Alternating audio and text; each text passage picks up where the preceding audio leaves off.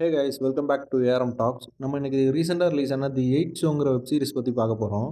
IMDb rating பார்த்தீங்கன்னா 7.3, நெட்ஃப்ளிக்ஸில் தமிழ் டப்பில் அவைலபிளாக இருக்குது. இது ஒரு ஸ்குவிட் கேம் மாதிரியான வெப் சீரிஸ் தான். பட் அந்த அளவுக்கு இருக்காது, ஒரு ஆவரேஜான சீரிஸ். டோட்டலாக 8 எபிசோடு தான். செகண்ட், தேர்ட், ஃபோர்த் எபிசோட் மட்டும் கொஞ்சம் ஸ்லோவாகவே போகும்.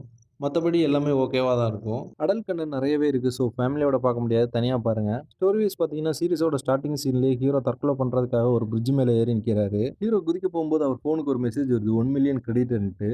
இது யார் இவருக்கு அமைச்சிருப்பான்னு யோசிச்சிட்டே இருக்கும்போது அடுத்தடுத்து 3 மெசேஜ் வருது. டோட்டலாக 4 மில்லியன் கிரெடிட் ஆயிடுது.